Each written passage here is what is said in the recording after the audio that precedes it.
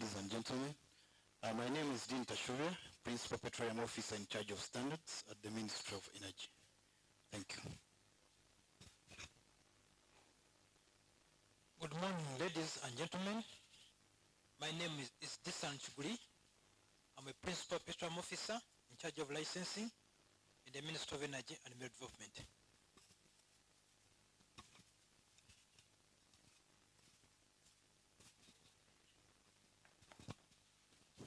Morning, gentlemen and ladies. My name is Hamza Kamoga Sitiambera. I'm the physical planner, Mukono District. Morning, everyone. I'm Mutalia Joseph Innocent, the Senior Environment Officer, Mukono District. Good morning, ladies and gentlemen. My name is Victoria Namtewi. I'm a Senior Public Relations Standards. I am Stephen Magiri. Morning, ladies and gentlemen. I'm Susan Naroga, Communications Officer, Ministry of Energy and Mineral Development. Morning, ladies and gentlemen. My name is Pero Yokunda. Good morning. My name is Tess Flavia from Dam Oil Manager. Good morning, everyone. My name is Chitumbo, working with the Power Energies Nalfanya Road as a supervisor. Thank you.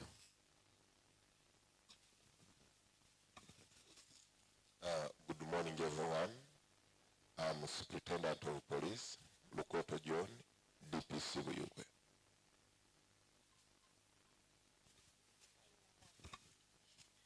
Good morning, everybody. Good morning to you all. I'm Assistant Inspector of Police, Damusanga Zaina. I'm representing the DPC Kayunga. Good morning, ladies and gentlemen. Mitala Ruth is my. Good morning, everyone. I'm Kisembo Stella, the Environment Officer, Baker District. Gidongo Sagami, my name's from Kao's office, Buyukwe District Local Government. Morning, gentlemen, ladies and gentlemen. I'm Lula Suleiman from Office of the LSC5 Chairman, Buyukwe. Good morning, ladies and gentlemen. I'm Superintendent of Police, Akena Moses, DPC Luka. Good morning, members. I'm Nahumza Samar, District. Good morning, everyone. My name is Murupa Fahad. I'm in the Communication Department, Ministry of Energy. Greetings to you all, Vice Chairperson.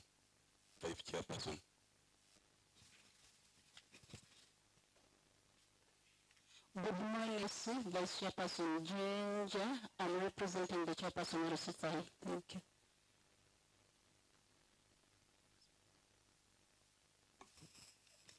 Good morning, ladies and gentlemen. I'm Wamono Raymond, the General Manager, Shell JINJA.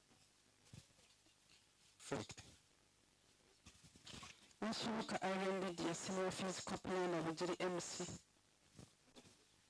Good morning, ladies and gentlemen. I'm Kwagala Helen for Town Clerk of Ujiri Municipality. UGANDA standards. Thank you. Good morning, everyone. I'm on your job, Road Petroleum Limited, pump technician. Good morning, everyone. I'm Michael Babazi, Station Manager at Petroleum, Kayunga District.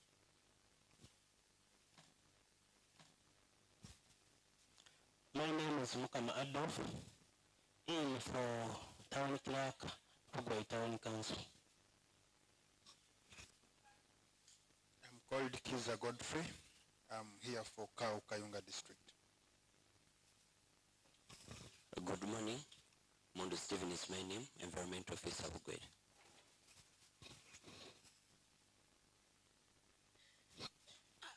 morning, members. I'm Nabza. Yes, good morning, everyone.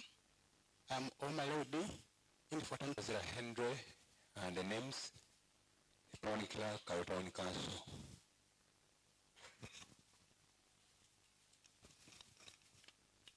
Good morning, ladies and gentlemen. Omar Joseph is my name. DC Kaleo District.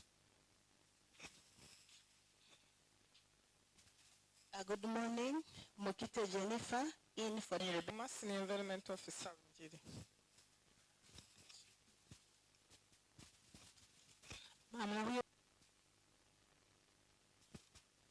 I'm Gary Esa, Petroleum Technician, Ministry of Energy and Mineral Development.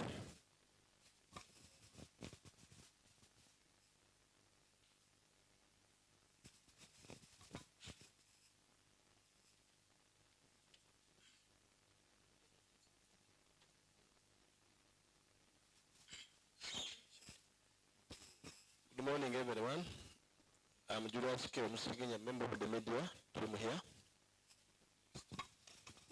Okay, Richard is my name. I work with Baba Radio. Redema Dennis from Nation Media Group. Mwaza Milton from UNBS JINJA. Good morning, everyone. My name is Rachel Wambuzi. I'm a journalist with Uganda Radio Network. Thank you.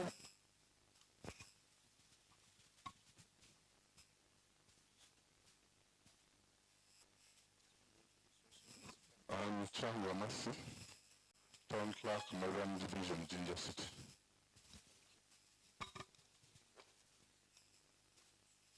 Thank you very much. Now that we know who's in the house, I think we need to appreciate you that almost all of you were invited, and I think it is 100% response from the invitation. We thank you very much. Once again, you are welcome to this workshop. It may be a long day workshop, but I think it is very important for us to have the discussions. Now, without wasting much of your time, allow me to invite the Commissioner for Petroleum Supplies Department to come and officially open this workshop. Reverend Frank Kwasiri, you are welcome.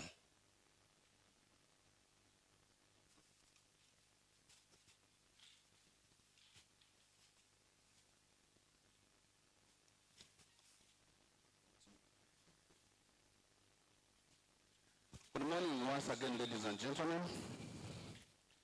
Let me stand on this to increase on my height.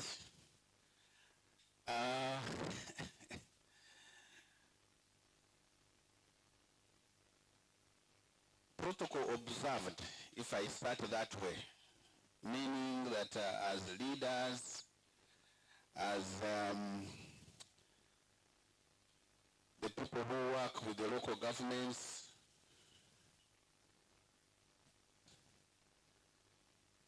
the practitioners, those who are in fuel business, the program coordinator for the fuel market, and therefore the need to have it properly regulated so that in going about our day-to-day activities to earn a living, we do not, in the process, either injure the environment or the people, or in a manner that a way of, say, evading the due taxes. And so it is very important that we spend some bit of time this morning suspected to have committed a crime or so and say, you know, I was not aware. Then you are aware at that moment, but there are prescribed fines and penalties. That is on the civil, on the criminal part of the law.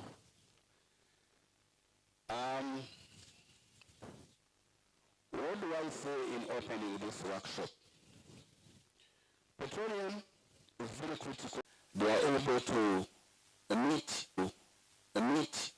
part of their needs, at least to the extent possible. But the negative impact could be, for example, that while business of fuel,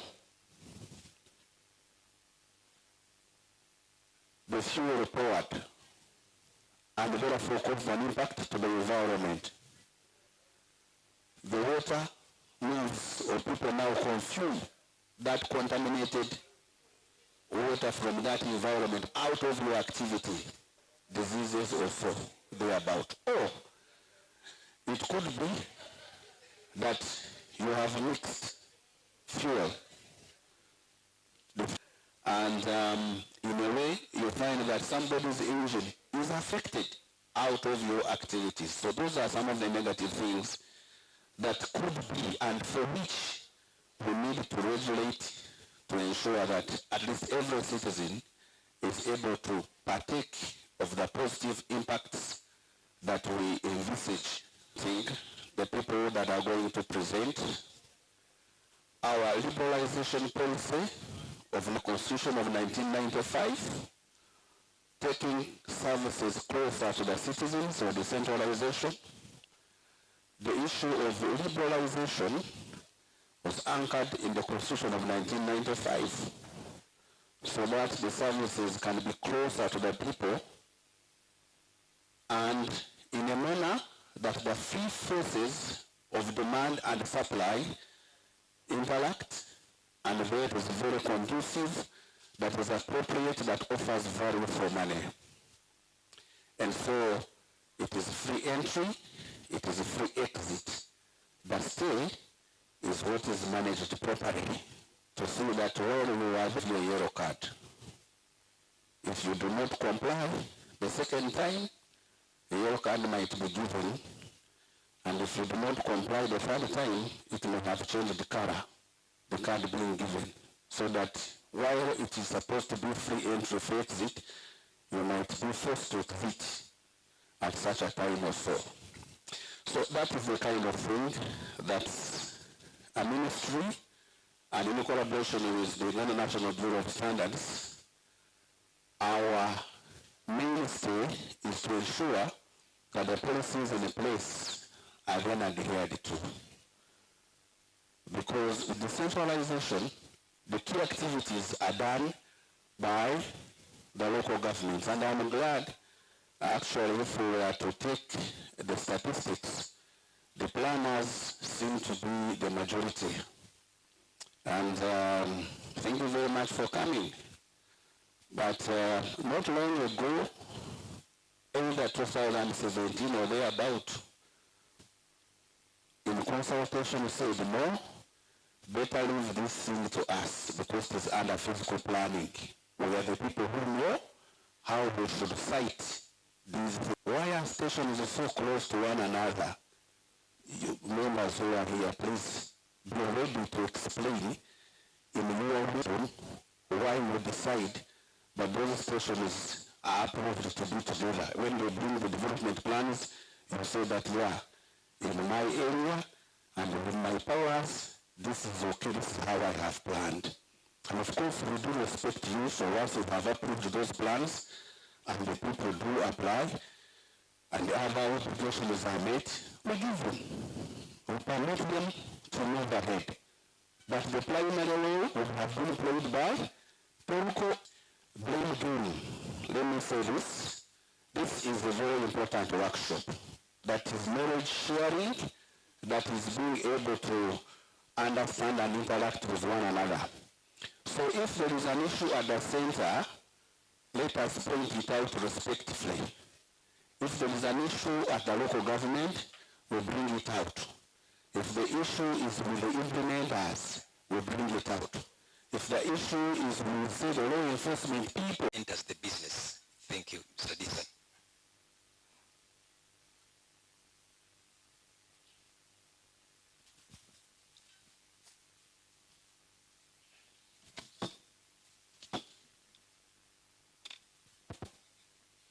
Thank you very much, Mr. Chimbo.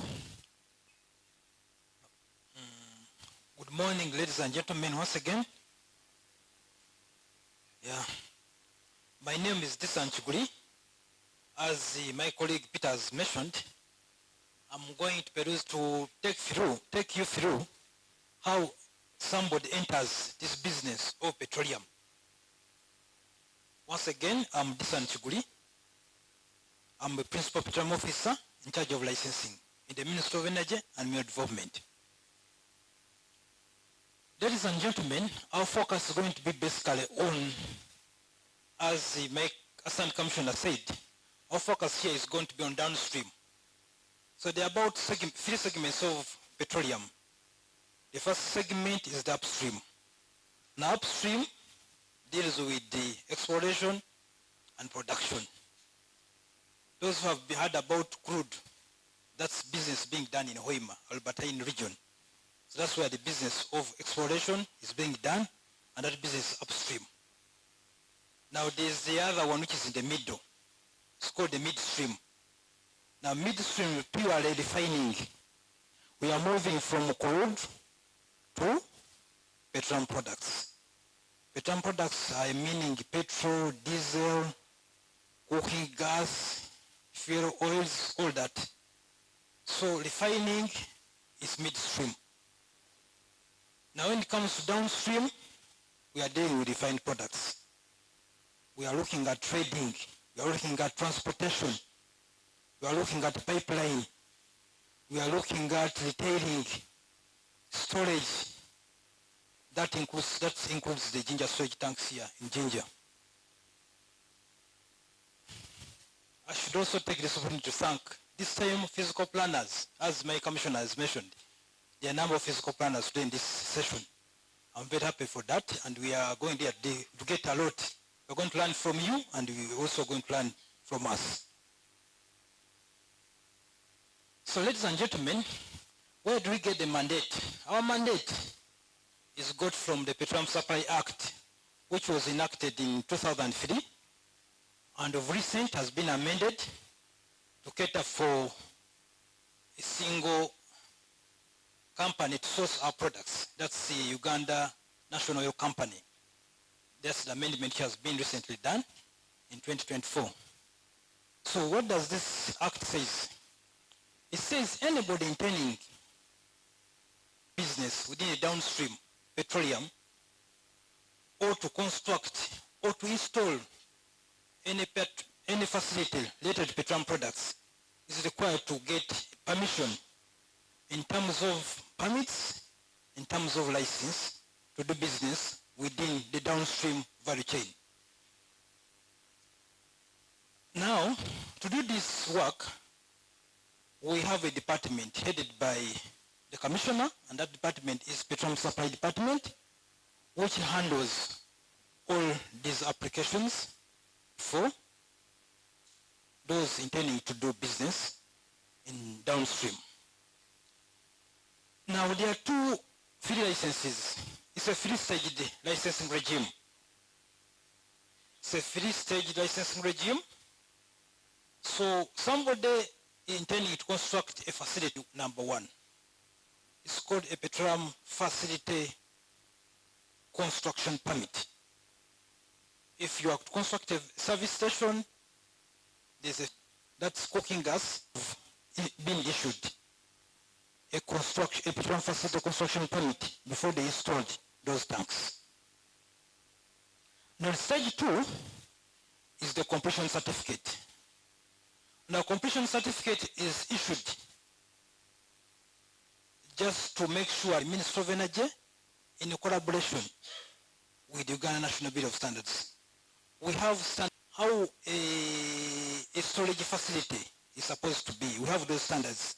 They are gazetted under UN catered for under, so it's a regulatory requirement. Anybody doing business of petroleum, before we issue out these licenses, we do inspection.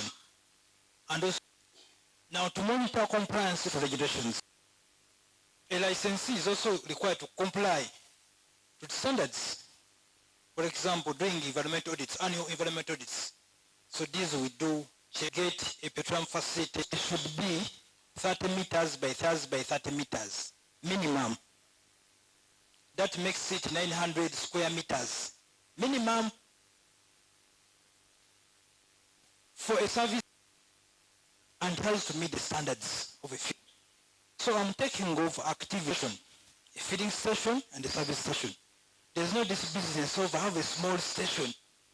So there are two categories. So you have to fall in either of the two. So this machine has the fuse. Now the other issues on for others are the station, those structures, as we said, they are handled at plans approved and the building permit is issued. What we need significantly, you need to have carried out an environmental impact assessment. This is supervised by the National Environmental Management Authority.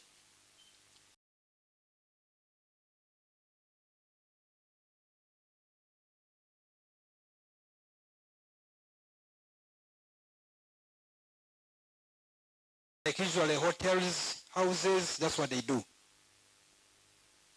Now the other issue is have to be certified by the URA, or if you are an existing company, you may be required to present a tax clearance certificate. Present as the certificate of a corporation, then this can also be issued to any individual. We need also to know your financial capability. In that case, you give us a bank statement. Now these ones, there's a challenge. Some people under-declare and also under-declare. For us, we know the figures. At least we are in this business for long. Commissioner has a mandate, has a right even to nominate a registered valuer to do valuation at your end, a certified valuer to give us the bill of quantities, or sometimes the commissioner can also appoint somebody to do it on the expense of the applicant. We issue a bank advice form to pay some fees to the consolidated fund, to URA. Next, caller is told you complete certificate is issued to confirm facility in the question which you have applied for. Whom you have contracted to, that he has done the work and these works is in compliance with our standards. So in other words, we want him to own the works. For their issues, there are penalties which go to him. So that's really the justification for that. Then you also present us a link detection report. So we do test whether the tanks, in case of a petrol station, that they are not linking. As Commissioner said, link detection for the purpose of you not using the product, but also us, also not affecting the part and parcel of the application. And we also present us some photos of the stations for copy. If I see the station really from my office, I don't need to send my officers to the site, because primarily when I can see the site doesn't have a fire code, it doesn't have a canopy. So why do I waste taxpayers' money to send an officer to do an inspection when I'm seeing obviously from a picture that that site does not meet the standards? So once you meet the standards, you are issued a completion certificate. Next. Now this is what they call the business license. It's basically operating the number of them. Importation, if you are bringing products from abroad and selling from here to out of the country. Transportation for surface, which is the trucks, the pipelines, they also issue the license. The storage, for those who have bulk tanks. Then wholesaling, retailing for stations. Industrial consumer, for bulk consumers. I've told you, we have industries which are using large volumes of products. So in that category, we call them industrial consumers. They also require to have a license. And then processing, that's value addition for those who are doing that. The same process is applicable. We have a form, a signed form, which can be physically picked from Commissioner's office or from that website. Unlike others, this one is issued to companies. So you have to present a company registered by Uganda Service Registration Bureau Of course, has to present us with those UI certifications, TIN number. For a new company, existing, you present us also tax year certificate. For foreign companies, you present us Uganda Investment Authority license. You have to present us a business plan and of course the completion certificate if you are going to do retailing of petroleum products. Next. The process is the same. We do evaluate, do site inspection where applicable, and then you pay some fees. Once the project is approved, then we issue a license thereafter. Next. Now these are the fees applicable and the tenure. Importation, you can see you pay 3 million, valid for 10 years. Retailing specifically is 1 million, valid for 5 years. For a permit, the last one is just backwards, then the retail is 1 million per site, not 1 million for all sites. Somebody is given a license for a facility located in location X, is located in Busia. He uses the same license, he gets a copy of the same. If he has a facility in JINJA, he puts it there. So ladies and gentlemen, a license specific to a site. If you have 10 stations, you have to have 10 licenses. Then for construction permit, the charges are 0.1% of the total project cost. 0.1%. So that's why I was saying you need to give us a bit of quantities. That figure, you use that figure to compute what you are going to pay to URA based on the cost. If you are saying the project is 500 million, it's just 1 million Uganda shillings. And that facility should be constructed within 5 years. If you have not done it within 5 years, then you have to ask for a renewal. But it should be done before the order. All those operating licenses are renewable. You pay half the fees, but you have to apply 3 months prior to the expiry date. 3 months prior to the expiry date. If you, as the commissioner said, that mandate, they told us that's not your mandate. Your mandate is on standards for petroleum facility. Okay, if that's not our mandate. So we pull that required local government for implementation. There are issues now, the standards are very clear. It should be 3 kilometers apart. Stations should be 3 kilometers apart. From Kampala, Mukono. Then if they're opposite, they're supposed to be 200 meters. Opposite 200 meters from the existing station. Is that happening? As the commissioner said, let us be concerned local government. Local government says for us we don't do that. we don't issue that. Then when you go to that, I'm in charge of standards at the ministry in the downstream department. Can continue. That's the flow of the presentation. We shall not go deep into the is to provide standards, measurements, and conformity assessment services for improved quality of life. The Bureau is a key facilitator of regional and international trade by ensuring that exported and imported products comply with the market specifications and quality requirements. In fulfillment of its mandate, mission, and vision, UNBS carries out a range of activities, among which include development of standards. UNBS, in consultation with its stakeholders in the private sector, public sector, and academia, sets standards through the technical committees for products and services across the various sectors of the economy, such as food and agriculture sector, cosmetics and other chemicals, engineering and construction sector, oil and gas sector, services and enjoy the ambience. Is there aeration, the lighting, the electricity, is it okay? So it's the same as the standards for things like the station. How is it? What is the minimum size? What are the quality of materials you use to build a station? okay? How about the distance from the roads? How about accessibility, the lighting? Okay, what about the safety? So they must specify all this.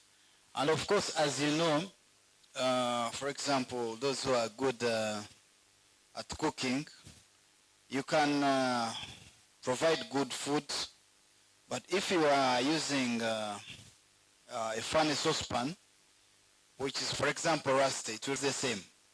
You cannot have good